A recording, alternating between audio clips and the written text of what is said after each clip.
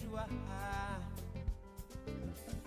Cette chanson pour te dire bienvenue dans la cour des grands. Whoa, oh, oh. En Afrique, Amérique, Europe, Asie, Australie, tout le monde est là, c'est toi qu'on attendait. Bonsoir à tous et à chacun. Une fois de plus, bienvenue à vous. C'est un plaisir renouvelé d'être ce soir là, d'être dans vos délicates oreilles. Merci de me recevoir chez vous. C'est votre émission Didasco sur la NB1 Radio. C'est comme ça les jeudis, vendredis, samedi de 21h30 à 22h30. Nous sommes là ce soir pour cheminer ensemble cette semaine encore. Nous allons passer du temps ensemble au pied du Seigneur dans l'optique de partager sa parole, dans l'optique d'échanger avec lui. J'espère et je pense que la semaine de chacun d'entre nous a été, que par la grâce de Dieu, le Seigneur a soutenu les uns et les autres. Je voudrais bénir le Seigneur pour Mirabel de Long, qui m'a fait signe en me disant que elle avait un mal de ventre. Il y avait un ver particulièrement qui lui faisait très mal au ventre, qui se baladait. Et elle m'a écrit l'autre jour pour me dire que, avec la prière, par la grâce de Dieu, ce mal a disparu totalement. Ce mal a disparu et qu'elle ne le sentait plus. Bon, c'est vrai qu'elle a signalé que maintenant, c'est les yeux qui lui font bizarre. Je lui ai fait comprendre que si le ver est parti, les yeux aussi, ça partira. Ce n'est pas un problème. Comme pour dire que chaque fois que le Seigneur fait quelque chose, alors que nous avons prié le Seigneur, c'est aussi bien, n'est-ce pas, de m'envoyer un SMS, de m'appeler, pour pouvoir aussi me dire, pasteur, il y a ceci que le Seigneur a fait, afin que nous puissions apprécier Dieu ensemble. Donc, ou alors dans le cadre d'une émission, vous pourrez appeler pour rendre votre témoignage, que voilà ce que le Seigneur a fait. Comme ça, votre expérience, n'est-ce pas, encourage toute autre personne. Donc, ce soir, nous voulons prier le Seigneur pour lui recommander à la fois la semaine, c'est-à-dire qu'aujourd'hui, demain et samedi, que le Seigneur donne du succès à tous les programmes que nous ferons ici et que aussi nous accompagne aujourd'hui particulièrement. Alors, tu vas te joindre à moi là où tu es par ta foi, tu vas te joindre à moi par ton cœur et nous allons parler à l'Éternel des armées. Éternel, tu es grand, Éternel, tu es merveilleux. Et nous voulons t'exprimer notre gratitude, notre reconnaissance, parce que si nous sommes là ce soir, c'est grâce à toi. Beaucoup qui avaient notre âge, beaucoup qui avaient le même potentiel que nous, Seigneur, se sont éteints. D'autres ont eu des incidents graves, des accidents graves. Ils ont perdu parfois un membre de leur corps. Mais nous sommes là, pas parce que nous sommes meilleurs que ces personnes, mais tu nous as simplement fait grâce. Et nous voulons t'exprimer notre reconnaissance, nous voulons t'exprimer notre gratitude. Nous voulons te dire merci d'une manière spéciale et exceptionnelle. Nous reconnaissons aussi, Seigneur, que nous n'avons pas toujours marché dans la justice, nous n'avons pas toujours été justes devant toi. Nous voulons regretter toutes les fois où nous t'avons blessé par nos comportements, nos paroles, mais aussi toutes les fois où nous avons blessé notre prochain, où nous avons été méchants envers notre prochain.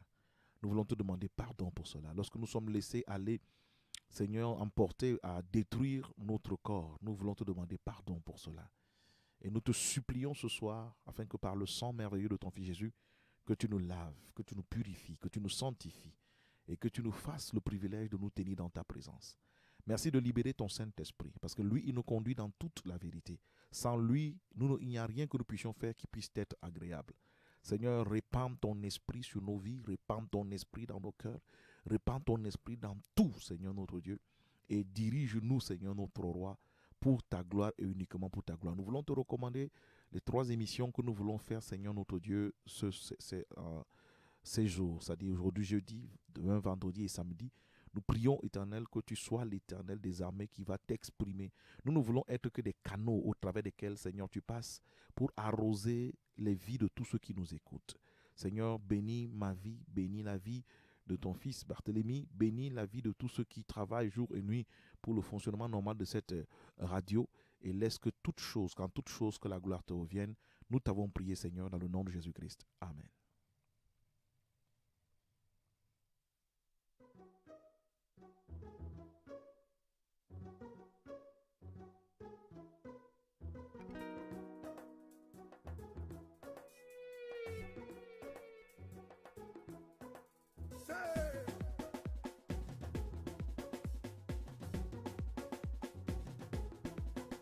L'homme n'est rien,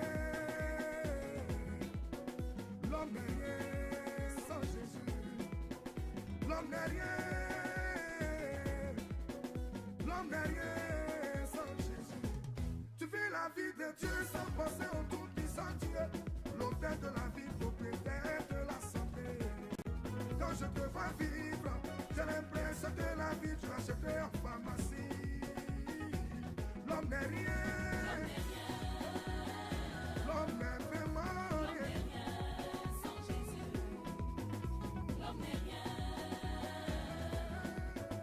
L'homme n'est rien sans Jésus.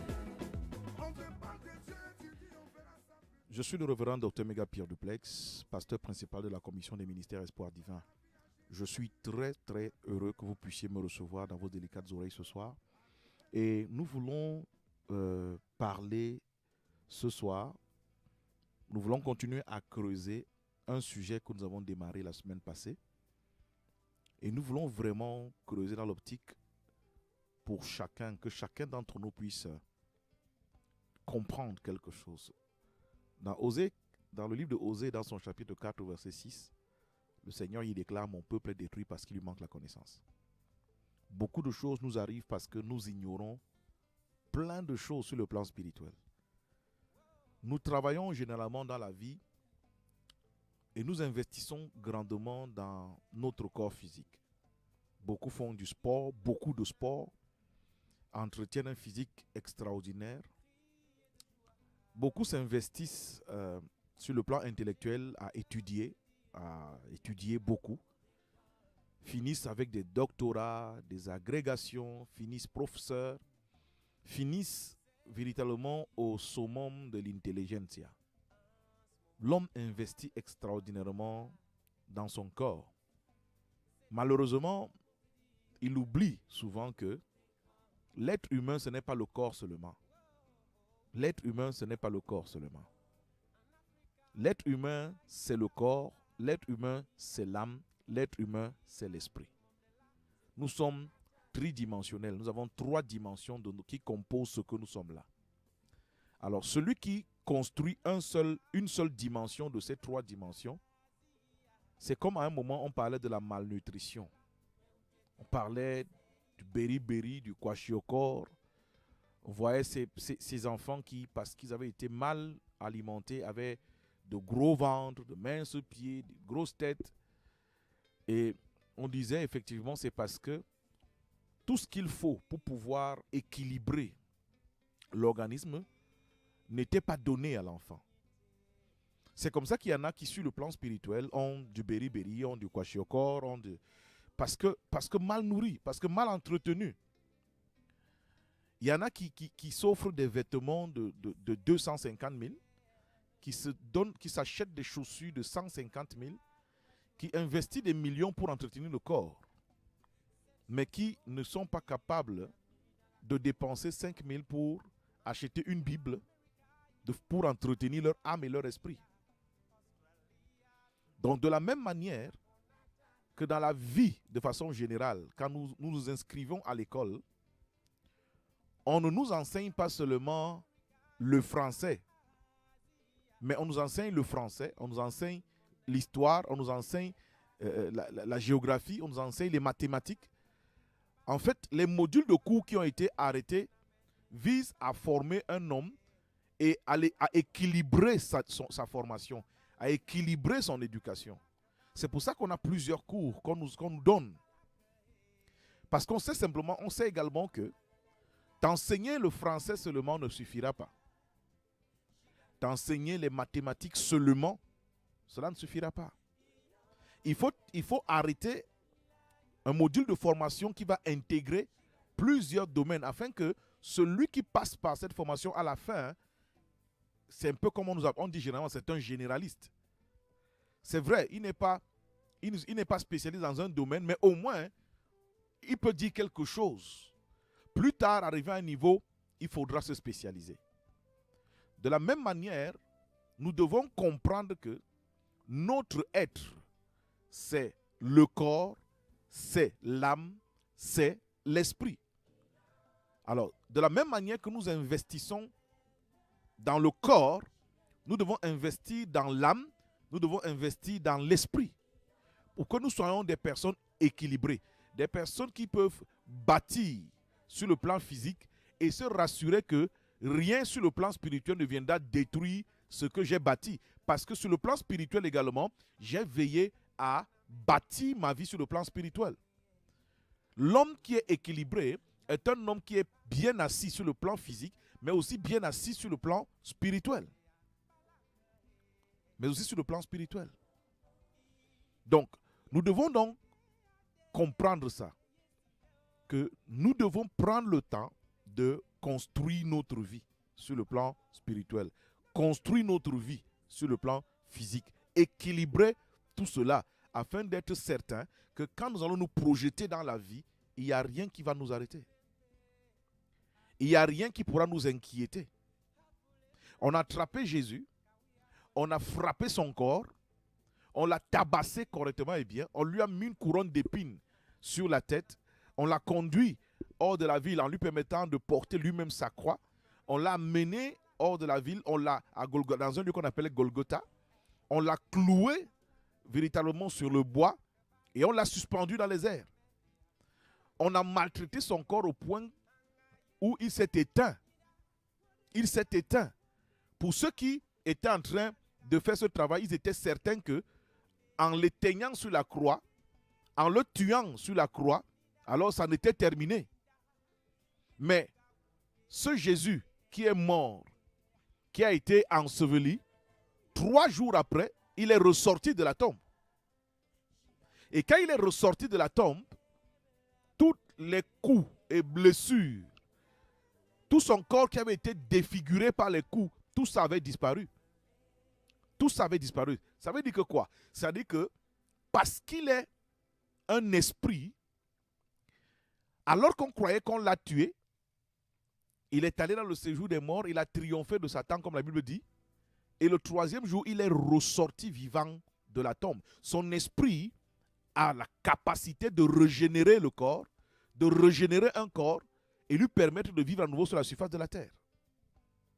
L'apôtre Paul dit que si l'esprit qui a ressuscité Jésus d'entre les morts habite en vous, même si votre corps physique se dégrade, l'esprit qui est en vous a la capacité de régénérer votre corps physique. Ça veut dire que si l'esprit qui a ressuscité Jésus-Christ d'entre les morts habite en vous, les hommes se battront, feront tous leurs efforts pour pouvoir détruire vos vies, votre vie sur le plan physique, mais votre esprit sera toujours là avec la capacité de régénérer ce qu'on croit avoir détruit. Bien-aimé, est-ce que tu connais le Dieu que tu sers? Est-ce que tu le connais?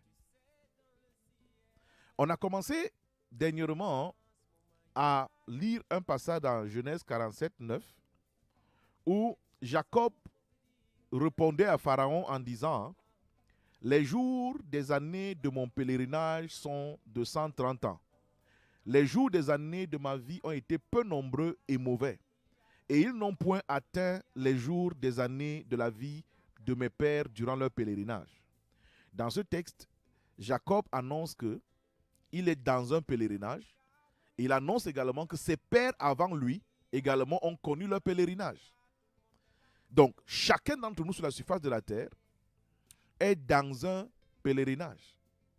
Chacun d'entre nous sur la surface de la terre est appelé à connaître ce pèlerinage-là.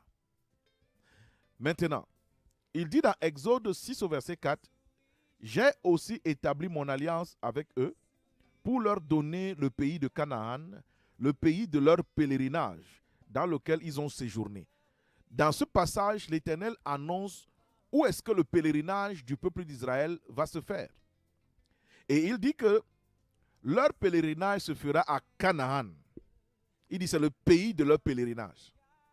Donc, quand Dieu appelle un homme à un pèlerinage, Dieu désigne également où est-ce que ce pèlerinage va se dérouler. Dieu stipule où est-ce que ce pèlerinage aura lieu. Dans quel milieu, dans quelles circonstances, où est-ce que ce pèlerinage aura lieu. Pour ce peuple, Dieu dit, le lieu de leur pèlerinage, c'était Canaan. Il dit, voilà le lieu de leur pèlerinage. Pour toi qui m'écoutes ce soir et pour moi qui suis de ce côté, le lieu de notre pèlerinage commence ici au Cameroun. Nous avons commencé notre pèlerinage ici. Certains, leur pèlerinage s'achèvera ici. Pour d'autres, leur pèlerinage les conduira dans d'autres nations. D'autres, leur pèlerinage les conduira jusqu'aux extrémités de la terre. Dieu fixe toujours le lieu où ton pèlerinage va se dérouler. Et j'ai dit que le pèlerinage, la dernière fois, on l'a défini le pèlerinage comme étant un voyage sur le plan religieux, un voyage que l'on effectuait pour aller dans un lieu précis afin d'offrir un culte au Dieu que nous adorons. C'est pour ça que certains vont faire du pèlerinage à la Mecque, certains vont faire du pèlerinage, je ne sais pas, en Simalène, d'autres vont faire du pèlerinage à Louvre, d'autres vont faire des pèlerinages, je ne sais pas, en fonction des mouvements qui existent dans le monde entier, il y a des lieux de pèlerinage. Mais on y va beaucoup plus pour offrir un culte. On y va pour pouvoir davantage signaler à la divinité que nous adorons, nous soumettre davantage à cette divinité, exprimer davantage à cette divinité que nous sommes à toi, nous t'appartenons, et nous nous disposons pour vivre pour toi, nous nous disposons pour servir ta cause pendant tout le temps que nous allons passer sur la surface de la terre. Mais la question que je pose ce soir, c'est est-ce que véritablement tu as déjà compris, même si le lieu de ton pèlerinage doit commencer au Cameroun, dans quel secteur exactement est-ce que Dieu veut que tu mènes ton pèlerinage? Dans quel secteur exactement?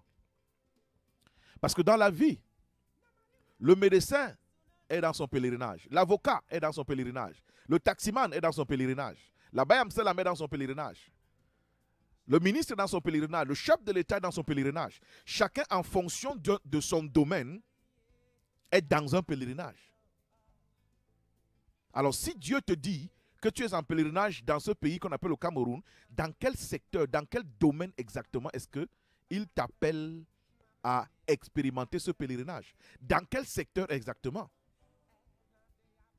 Qu'est-ce que Dieu a mis en toi et que tu dois apporter à cette nation, que tu dois apporter aux familles de cette nation et qui va changer radicalement le cours de leur existence sur la surface de la terre? Parce que c'est de ça qu'il s'agit. Le Seigneur, il y a longtemps, toi et moi, nous n'étions pas encore là, il s'entretenait avec Abraham, le père de la foi. Il s'entretenait avec Abraham, le père de la foi, et il a fait une promesse à Abraham, et il lui a dit, Abraham, ta postérité entière sera une source de bénédiction pour les familles de la terre.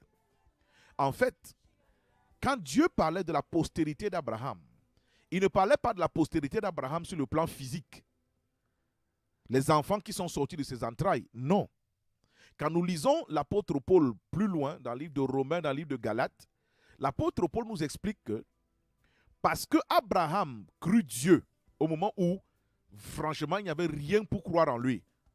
Abraham ne connaissait pas Dieu. Abraham adorait les astres, adorait le soleil. Abraham adorait des idoles. Mais il a entendu une voix un jour qui lui a dit, va-t'en de ta famille, va-t'en de ta patrie, va-t'en de la maison de ton père, vers un lieu que je te montrerai. Et tu iras là-bas, et je ferai de toi là-bas, n'est-ce pas, le père d'une multitude. Abraham a cru cette parole. Et il a quitté son père, il a quitté sa famille, et il est parti. Et Dieu l'a conduit, à travers événements et circonstances, à arriver dans le territoire de Canaan. Et là-bas, il a dit à Abraham, ce territoire que tu vois, je te le promets, je le donnerai à ta postérité. Je ferai de toi une grande nation qui écrasera des nations. Mais je ferai aussi surtout de toi le père d'un nombre d'enfants que tu ne pourras pas compter. Il a fait sortir Abraham de la tente une nuit et il lui a dit, compte les étoiles du ciel. Abraham lui a dit, je ne peux pas, ils sont trop nombreux. Et il a dit à Abraham, comme tu ne peux pas compter les étoiles qui sont au ciel, de la même manière, tu ne pourras pas compter les enfants que je vais te donner. Donc Paul nous explique plus tard que Abraham est donc devenu le père de la foi. Et maintenant, Dieu lui a promis une postérité qui allait étendre la foi sur la terre. Et cette postérité, c'est Jésus-Christ. C'est Jésus-Christ. Et c'est pour ça que la Bible dit que tous ceux qui se réconcilient avec Dieu par Jésus-Christ deviennent les enfants spirituels d'Abraham. Parce que se réconcilier avec Dieu par Jésus-Christ implique que tu vas commencer à mettre ta foi en Dieu et en Dieu seul. Tu vas commencer à vivre en dépendant des paroles qui sortent de la bouche de l'Éternel. Exactement comme Jésus a dit également que l'homme ne vivra pas de pain seulement, mais de toute parole qui sort de la bouche de l'Éternel. Toute parole qui sort de la bouche de l'Éternel. Lorsque quelqu'un, n'est-ce pas, commence une vie, il décide de mener cette vie-là, où il dépend exclusivement de toutes les paroles qui sortent de la bouche de l'Éternel, en fait, tu es en train de t'engager à mettre ta confiance dans les propos de l'Éternel, dans les paroles de l'Éternel. Et lui-même également dans Deutéronome 28, à partir du premier verset, il donne cette assurance. Il dit que si tu mets en pratique les commandements que je te donne, si tu mets en pratique les instructions que je t'enseigne, si tu les mets fidèlement en pratique, il dit alors je te donnerai le succès dans toutes tes entreprises. Je te donnerai, n'est-ce pas, la domination sur les nations de la terre. Dieu dit que si tu vis en marchant d'après ses paroles, alors une capacité, une puissance surnaturelle viendra agir en toi et va t'élever pour t'établir, n'est-ce pas, sur les nations de la terre. Tu ne peux pas dominer sans l'intervention surnaturelle de Dieu. Tu ne peux pas t'étendre réellement sans l'intervention surnaturelle de Dieu. Tu ne peux pas devenir véritablement cette grande nation que Dieu veut, parce qu'il dit qu'il rendra ton nom grand. Il ne peut pas faire cela si tu n'es pas d'abord entré dans une alliance véritable avec lui. Et dans cette alliance, ta part de contrat dans cette alliance, c'est que tu vas méditer sa parole jour et nuit et tu vas pratiquer systématiquement sa parole dans ta vie, dans tous les aspects de ta vie. Il dit que si tu fais cela fidèlement, alors il n'y a pas une nation qui te résistera. Il dit qu'il n'y a pas un peuple qui te résistera. Il n'y a pas un esprit démoniaque satanique qui pourra te résister. Il n'y a pas de sorcellerie qui pourra véritablement venir troubler ta vie. Il n'y en a pas. Parce que l'Éternel lui-même se mêlera à ta vie. L'Éternel lui-même descendra dans ta vie. Et tout ce qui jusqu'à ce soir a été des entraves pour toi, a été des obstacles pour toi, des barrières pour toi. Il y a des gens sur lesquels on a déclaré dans la sorcellerie que toi là, tu ne seras jamais quelque chose. Et depuis, effectivement, ils font tous leurs efforts et ça ne marche pas. Souvent, certains serviteurs de Dieu donnent l'impression que la sorcellerie n'existe pas. La sorcellerie existe bel et bien. Parce que dans la société, autour de nous, il y a des personnes à qui on a communiqué, n'est-ce pas, l'art de jeter des sorts. Parce que jeter des sorts, c'est un art. Jeter des sorts nécessite une initiation. On doit t'enseigner comment jeter un sort. Maintenant, un sort, c'est quoi? Un sort, c'est une situation dans laquelle on décide de t'enfermer. Un sort est une condition dans laquelle on décide, n'est-ce pas, de te placer. Quelqu'un peut décider de te mettre dans une condition où tu n'accoucheras jamais. Quelqu'un peut décider de te mettre dans une condition où tu ne vas jamais avoir un travail où on te paye 50 000 francs. Quelqu'un peut décider de te mettre dans une condition où tu seras malade toute ta vie. Quelqu'un peut décider de te mettre dans une condition où une pauvreté abjecte va t'accompagner. Quelqu'un peut décider de te mettre dans un sort où tout ce que tu entreprendras échouera. Quelqu'un peut décider de te mettre dans un sort où tu es dépressif toute ta vie. C'est des conditions dans lesquelles on place des gens. Beaucoup parfois de ceux que nous rencontrons, que nous côtoyons au quotidien, sont des gens qui sont dans des sorts, dans des conditions, dans des situations spirituelles. Donc, mais pour placer quelqu'un dans un sort, il faut une initiation magique. C'est de la sorcellerie. Parce que celui qui jette le sort est un sorcier. Le sorcier est un homme qui a la capacité de jeter des sorts. Maintenant, l'art de jeter des sorts, c'est la sorcellerie. C'est simplement ça. Donc la sorcellerie existe bel et bien. Mais maintenant, il se trouve que si le sorcier, celui-là qui connaît comment jeter des sorts, décide de s'attaquer à vous, sur le plan spirituel, il réalise que vous n'êtes rien, il va vous détruire. Il va vous détruire. Malgré toute votre bonne foi, malgré toute votre bonne volonté, vos efforts pour réussir, le sorcier a la capacité de stopper votre réussite. Il a la capacité de bloquer tout ça en jetant, en prononçant des sorts contre vous.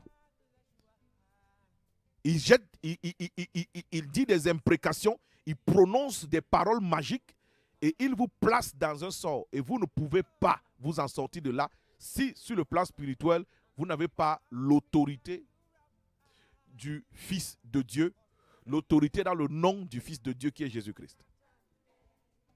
La Bible dans les évangiles nous raconte l'histoire de 7 fils de Séva qui étaient exorcistes. En passant, l'exorcisme n'a rien à voir avec Dieu. Je dois vous dire ça très clairement. L'exorcisme n'a rien à voir avec Dieu. L'exorcisme n'est pas divin, c'est satanique. Et il y avait un homme qu'on appelait Séva. Il avait 7 fils qui étaient tous exorcistes. C'est-à-dire, parce que l'exorcisme même, ce n'est pas très différent de la sorcellerie en fait. Un exorciste également subit des initiations. Un exorciste est initié et on lui donne dans cette initiation certaines capacités. Certaines capacités. Par exemple, il a la capacité d'entrer en contact avec les esprits. Il a la capacité de discerner les esprits. Je parle bien des esprits démoniaques. L'exorciste a la capacité de détecter des esprits démoniaques. C'est pour ça que quand vous allez rencontrer un exorciste, il va d'abord vous dire qu'il veut... Qu'est-ce qu'il dit là? Il va vous examiner. Comme ça. Et en fonction maintenant de sa voyance qu'il va faire, et après il va vous dire, votre problème c'est ça, et maintenant il vous donne le traitement. Et le traitement, il va vous demander d'apporter telle chose, telle chose, ainsi de suite. En fait, tous les éléments qu'il vous demande d'apporter sont des éléments qu'il va utiliser dans un rite. Dans un rite, en fait. Un rite qui n'a rien à voir avec Dieu. Je dis bien qu'il n'a rien à voir avec Dieu. Ce soir, vraiment, j'aurais voulu peut-être une autre fois, je pourrais vous dire clairement qui est l'exorciste. Maintenant, il entre dans ce rite-là, et pendant qu'il va faire ce rite, il est capable maintenant de savoir quel esprit contacter dans le monde des esprits, afin de pouvoir mettre en vous, pour vous apporter un semblant de solution. En fait, dans le monde spirituel satanique, les démons ont des niveaux. Les démons ont différents niveaux, différents grades. L'exorciste connaît les grades des démons. Donc, quand il fait son examen, il peut vous dire que le démon qui dérange, il peut le savoir, c'est un démon niveau 2, niveau 3, niveau 4. Alors, lorsqu'il établit que c'est un démon de niveau 2 qui vous dérange, en guise de traitement, il applique un principe du royaume des ténèbres. C'est-à-dire que quoi? Il n'y a pas d'amour là-bas. Là-bas, c'est la loi du plus fort. C'est-à-dire que si un esprit démoniaque entre dans un environnement et réalise qu'il y a des esprits démoniaques là, mais qui sont inférieurs à lui, il va directement éjecter tout cela. Il va leur demander rapidement de décaler. Ils ne restent pas ensemble. Il n'y a pas d'amour là-bas. Donc, maintenant, l'exorcisme fait donc que si tu as un esprit qui te dérange au niveau 2, et cet esprit au niveau 2 provoque chez toi les maux de tête constants, la fatigue générale, tu as toujours mal à la tête, donc il manifeste des choses en toi. Alors, quand un esprit de niveau 3 arrive, il va commander à l'esprit de niveau 2 de partir de ta vie. Donc, c'est là où l'exorcisme va faire croire qu'il est en train de délivrer. En fait, la délivrance qu'il est en train d'opérer, c'est qu'il est en train d'introduire dans la vie de la personne qui était malade un esprit supérieur au démon qui le dérangeait. Quand ce démon supérieur entre dans ton corps, il va demander à l'autre qui était là-bas de partir de ton corps. Il va demander de partir. Et dès que l'esprit qui te dérangeait est parti de ton corps, automatiquement, les effets par lesquels il se manifestait dans ta vie vont s'arrêter. Celui qui est ignorant va dire, il est guéri. Parce que en fait, la douleur à la tête, il ne ressent plus. La fatigue, il ne ressent plus. Toi-même qui as subi cette, je sais pas, j'ai pas envie d'appeler ça délivrance. Toi qui as subi ce moment-là, toi aussi tu diras que j'ai été délivré, j'ai été guéri. Parce que tu ne ressens plus dans ton corps ce que tu ressentais avant. Mais c'est simplement dû au fait que l'esprit qui causait ça dans ta vie a été mis hors de ta vie par celui qu'on vient d'introduire en toi. Maintenant, la Bible dit que un démon qui arrive dans un environnement vient pour détruire, égorger et tuer. Satan n'a pas d'amour en lui. Ça n'existe pas. Satan ne connaît pas faire le bien. Il ne connaît pas faire le bien. Même quand il te donne des millions, rassure-toi, ce n'est pas pour ton bien. Il veut t'élever très haut afin que ta chute soit définitive, que tu n'aies aucune chance lorsqu'il va te fracasser sur le sol.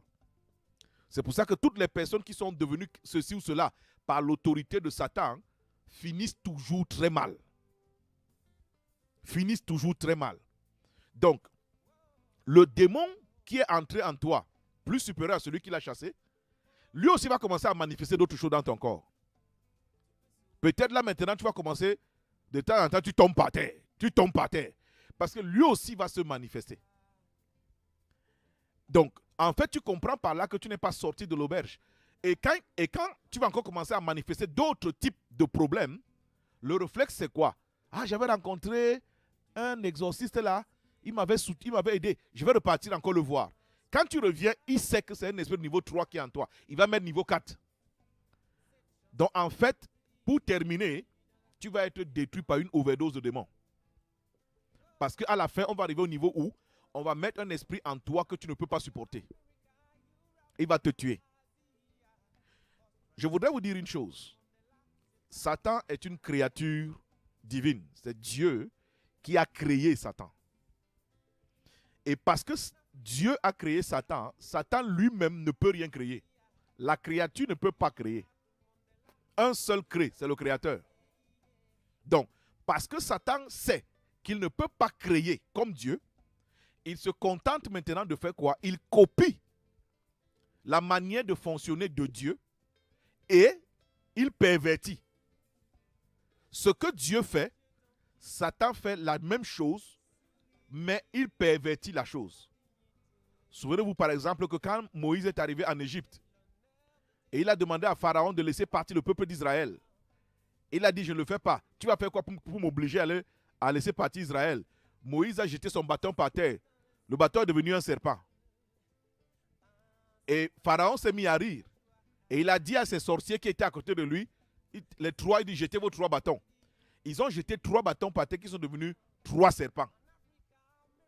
Donc, si quelqu'un ne prête pas attention, malheureusement, beaucoup qui ne sont pas véritablement bâtis spirituellement, qui sont ignorants sur le plan spirituel, beaucoup de personnes se font avoir au quotidien.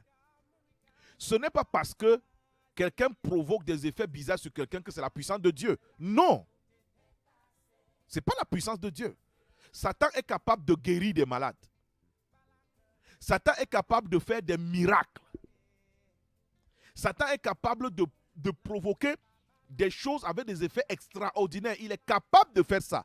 C'est la raison pour laquelle ce n'est pas tout ce qui s'opère que tu dois automatiquement dire que c'est Dieu. Non. Le mécanisme que je viens de nous expliquer, que l'exorciste fait, c'est une copie de quelque chose qui se fait chez Dieu. Parce que quoi?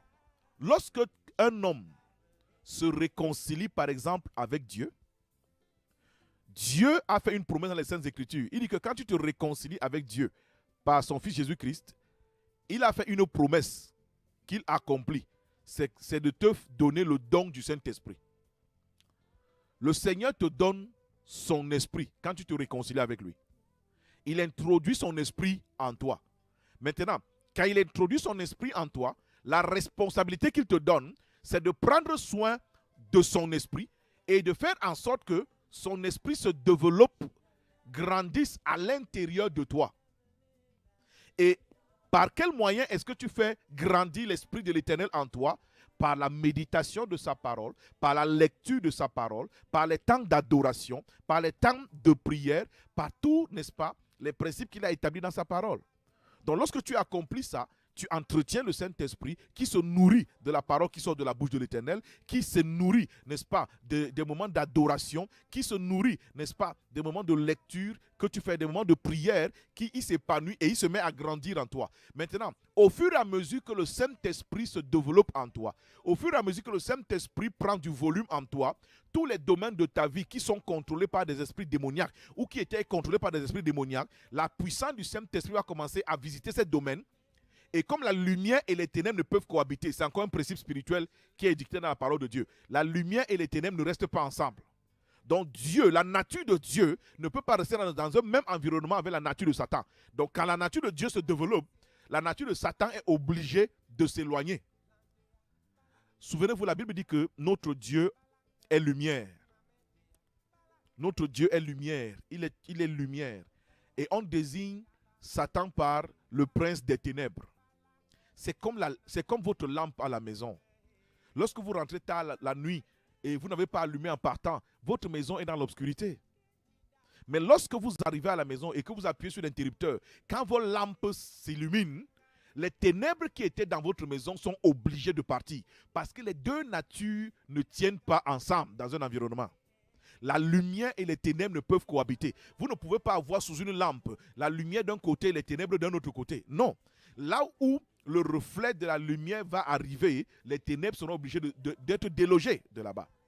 Et c'est comme ça également que Dieu travaille pour libérer une vie de toute influence démoniaque. Il met son esprit en toi et il veut que tu travailles à entretenir son esprit, à mûrir son esprit. Et comme son esprit commence à s'étendre en toi, tous les domaines, les zones de ta vie qui étaient contrôlées par des démons, ils sont obligés de lâcher prise et de partir, car ils ne supporteront pas la lumière de l'Éternel. C'est pourquoi il est important pour chaque homme. C'est pour ça que Dieu dit dans Josué 1er, verset 8 à 9, que ce livre de la loi ne s'éloigne point de ta bouche. Médite-le jour et nuit. Agis fidèlement selon tout ce qui y est écrit. Il dit, car c'est alors que tu auras le succès dans tes entreprises. C'est alors que tu réussiras. Si tu ne te soumets pas aux principes que le Seigneur a édictés, bien aimé, tu tourneras en rond. Les esprits s'ils vont te tourmenter. Les esprits s'ils vont ruiner ta vie jusqu'à arriver à la dimension où certains ne supportent pas. Ils se suicident. Il se suicide. Donc la solution pour ta libération totale et parfaite, c'est aller vers l'Éternel des armées. Va vers Dieu. Va vers Dieu. Parce que Dieu également a prévu dans sa présence, dans son église, il a prévu certaines personnes qui ont pour mission de te transmettre, de t'initier toi aussi dans la connaissance de l'Éternel, de t'initier dans la connaissance de la parole de l'Éternel, de t'initier dans la connaissance des principes de l'Éternel. Et ces personnes, il dit qu'il a donné les uns comme des apôtres, les autres comme des prophètes, des pasteurs, les docteurs, les évangélistes. Donc, Dieu leur a donné la mission d'amener les saints à la perfection. Il dit qu'il les a donnés pour le perfectionnement des saints en vue de l'œuvre du ministère et de l'édification du corps de Christ. Il y a des personnes sous les mains desquelles tu dois grandir parce que ces personnes vont pouvoir te conduire et te faire savoir que bon, tiens, à ce niveau, voici ce qu'on fait. À ce niveau, voilà ce qu'on fait. À ce niveau, on fait comme ça. Et tu vas commencer à grandir, à grandir, à grandir dans la foi. Et une fois que tu auras atteint la maturité, toi aussi, tu auras, n'est-ce pas, la responsabilité de préparer et de former d'autres personnes. L'apôtre Paul a dit à Timothée, il dit que Timothée, mon fils, ce que tu as reçu de moi en présence d'un grand nombre de témoins, il dit transmets-le à des hommes capables qui, à leur tour, seront capables de le transmettre à d'autres. Donc c'est une chaîne qui part d'une génération pour une autre génération. C'est une chaîne qui va de génération en génération, où on te bâtit et toi, tu auras la responsabilité de bâtir d'autres personnes. Et Jésus-Christ a dit, vous connaîtrez la vérité et la vérité vous rendra libre. Si tu ne connais pas la vérité ne peut pas, n'est-ce pas, tu ne pourras pas être libre. Jésus a dit, allez, enseignez-leur à observer tout ce que j'ai prescrit. Tu as besoin de connaître tout ce que Jésus a prescrit. Si tu ne travailles pas à connaître tout ce que Jésus a prescrit, je peux te dire une chose, c'est que ta vie, tu iras de difficulté en difficulté. Tu iras de problème en problème. Parce que tu as besoin de connaître tout ce que Jésus a prescrit. Tu as besoin de connaître tout ce que Jésus a prescrit. Donc, si ta vie, tu continues à faire face à des difficultés, à des problèmes, laisse-moi te dire quelque part, je vais te dire que c'est ta faute. C'est toi. Et si tu veux que tout cela s'arrête, alors décide d'aller vers la connaissance. Décide d'aller vers la connaissance. Parce qu'il dit dans sa parole que ceux du peuple qui connaîtront leur Dieu, il dit, ils tiendront ferme et ils feront des exploits.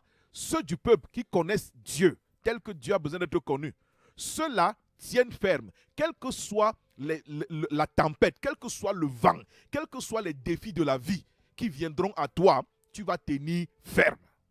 Tu ne seras pas renversé. Et parce qu'après avoir tenu ferme, tu accompliras des exploits. Tu feras des exploits. Un exploit, c'est quelque chose que tu accomplis et qu'en temps normal, un homme normal, naturel ne peut pas accomplir. C'est ça un exploit. Donc, de la même manière, bien aimé, la vie, c'est un choix. Le Seigneur a dit, voici, je mets devant toi deux chemins. Il dit le chemin de la vie et le chemin de la mort. Il dit le chemin de la bénédiction et le chemin de la malédiction. Et le Seigneur dit, mais je te conseille, je te suggère, choisis la vie. Dieu ne t'oblige pas. Dieu ne choisira pas pour toi. C'est pour ça que l'homme que nous sommes, Dieu nous a donné le libre arbitre. C'est-à-dire que la capacité de choisir ce que nous voulons. Alors, quel que soit le choix que tu vas faire, Dieu te dit, fais-le. Mais sache seulement que, à la fin, tu passeras en jugement devant moi. C'est pour ça que quel que soit le choix que quelqu'un décide de faire, Dieu ne viendra pas te dire pourquoi tu as fait ça. Non, fais ton choix. Livre ta vie à ce que tu veux. Va où tu veux, avec qui tu veux. Fais tout ce que tu veux. Sens-toi libre. Mais il dit, mais sache seulement qu'à la fin de tout, c'est moi qui vais te juger. Et chaque fois que tu n'auras pas choisi, n'est-ce pas, de marcher d'après mes prescriptions, alors tu iras payer ça quelque part pour l'éternité.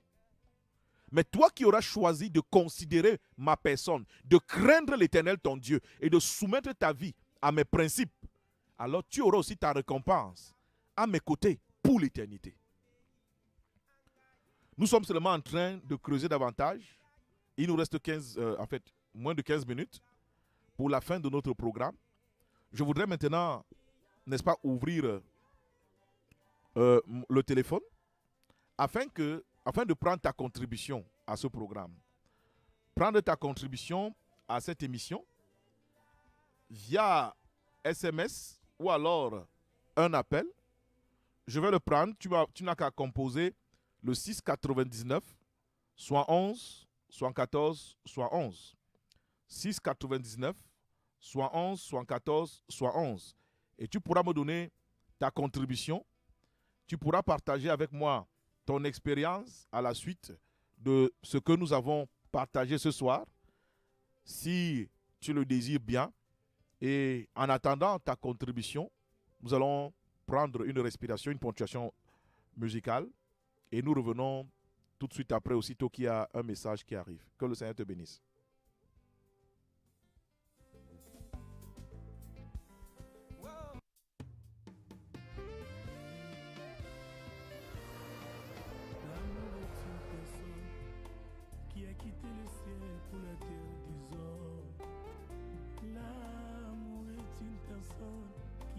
Preuve de son amour, pas ses blessures d'amour.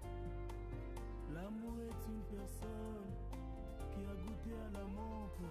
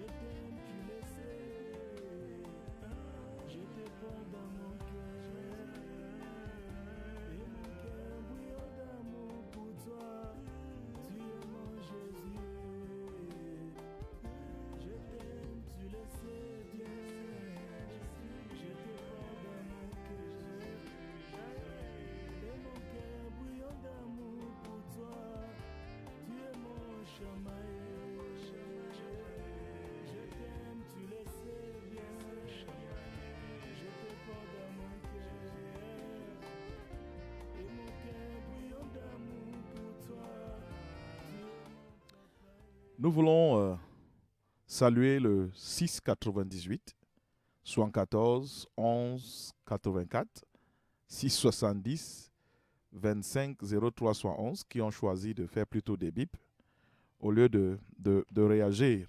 Donc, on continue d'attendre vos SMS. Il y en a qui arrivent déjà. Je vais prendre celui-ci. Le 6 93 73 74 06. Merci de toujours nous dire qui est en train d'envoyer le SMS et d'où est-ce que vous envoyez le SMS. Hein? Donnez-nous votre nom et où est-ce que vous êtes. S'il te plaît, comment venir vers Dieu, faire des neuvaines? Non. Je ne veux pas te dire qu'en faisant des neuvaines, tu vas venir à Dieu, puisque en faisant des neuvaines, tu es déjà en train d'entrer dans un autre domaine. Donc, c'est pour te dire simplement que quoi? Tu ne peux pas faire ce que j'attends que tu fasses si nous avons des problèmes et tu ne t'es pas réconcilié avec moi. Ce que je veux dire, c'est quoi? C'est que lorsque tu as blessé quelqu'un, il faut d'abord te réconcilier avec la personne. Quand tu te seras réconcilié avec la personne peut maintenant, parce que vous parlez, peut commencer à te dire, fais ceci pour moi, fais cela pour moi. Donc, dans la parole de Dieu, dans 2 Corinthiens 5, à partir du verset 18, la Bible dit, le Seigneur Dieu était en Jésus-Christ, réconciliant le monde avec lui-même. Et il dit, s'il vous plaît, nous vous invitons, soyez réconciliés avec Dieu. Donc, et comment est-ce qu'on se réconcilie avec Dieu? On se réconcilie avec Dieu par le moyen de la repentance et de la conversion. Le jour de la Pentecôte, lorsque Pierre a parlé à la foule qui était en face de lui, ils lui ont posé la question de savoir, homme frère, que devons-nous faire pour être sauvés? Et Pierre a répondu, repentez-vous, que chacun de vous se fasse baptiser au nom de Jésus-Christ pour le pardon de vos péchés, et vous recevrez le don du Saint-Esprit. Donc, la repentance, ici, ne comprend pas cela directement comme étant le fait de dire, oui, j'ai volé, j'ai menti, j'ai fait ceci, j'ai fait cela.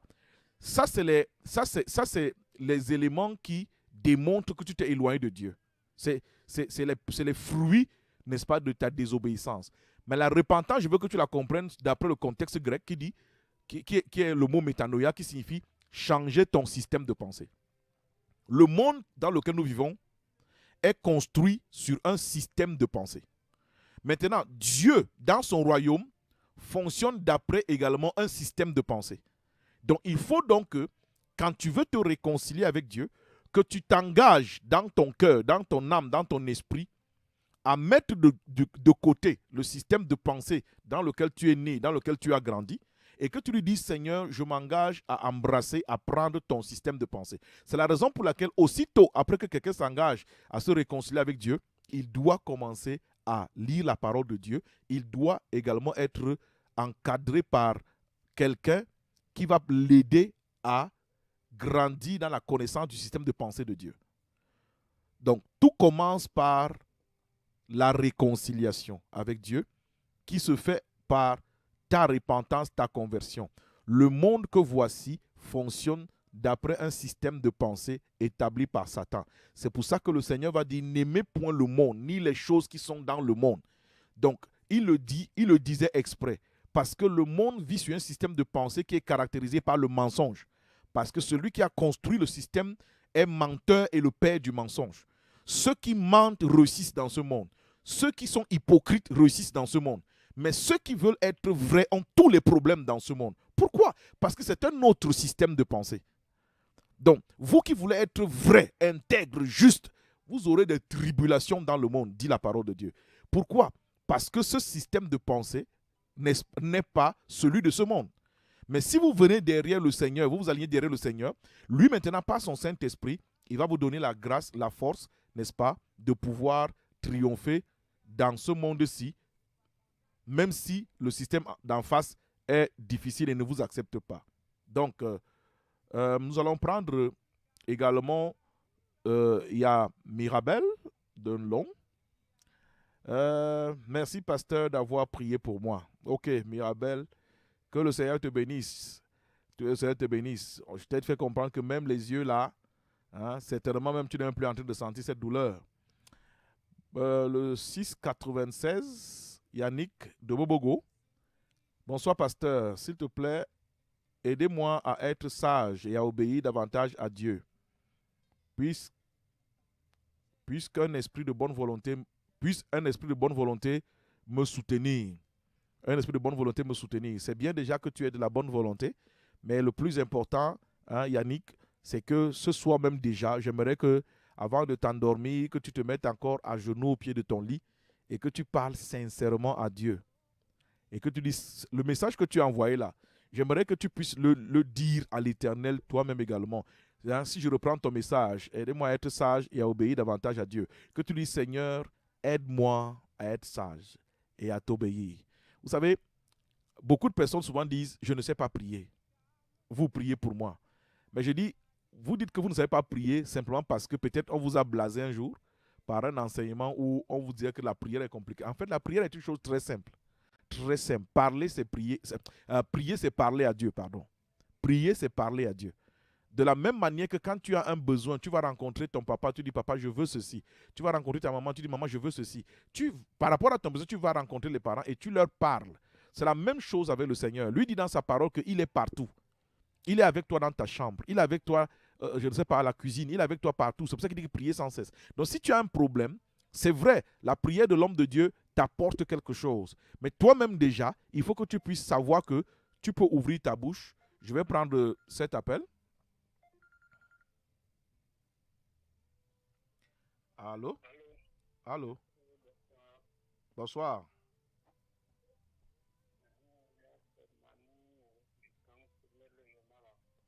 Oh, Kansonel Yoma Bank. Tu as dit que c'est qui? Manu. Manu. Comment tu vas, mon frère? Manu. Ok, Manu. Oui, Manu, comment tu vas? Bien. Gloire à Dieu. Nous t'écoutons. Pour moi, votre manière de prêcher, ça m'a intéressé. Je suis en train d'écouter votre émission depuis dimanche. Ah, gloire à Dieu. Et le dimanche, là, il y avait raté le numéro. J'ai relevé. Bon, aujourd'hui, j'ai réussi à relever le numéro. C'est pour cela que j'aimerais être en contact avec vous pour pouvoir travailler. Ok, Manu. Ok. Bon, la bonne nouvelle, Manu, c'est que l'église se trouve du côté du petit terrain Oyoma Bank, que tu dois très bien connaître puisque tu es au Kansonel. Oui. Tu connais le collège Le Jourdain aussi certainement? Oui. Donc l'église est dans ce secteur-là. Et moi-même, je ne suis pas loin de là. Donc nous sommes situés juste à côté de l'école Les Princes Intelligents. Donc tu prends ce numéro et certainement demain, on peut s'appeler. Oui. Et on va voir comment organiser le programme et on commence à travailler. Que le Seigneur te bénisse. Amen. Excellente nuit à toi et à toute ta famille.